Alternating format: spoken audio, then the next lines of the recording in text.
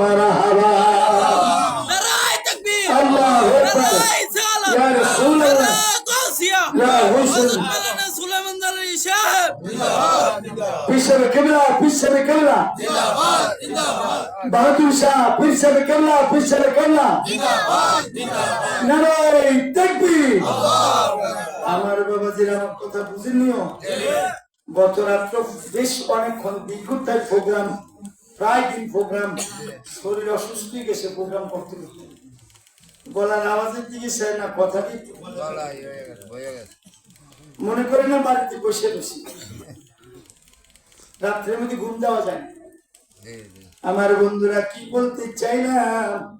আল্লাহর বন্ধু যারা তাকে স্বভাব হলো অন্ধকারের থেকে আলোর দিকে বাইরে আসা ঠিক কিনা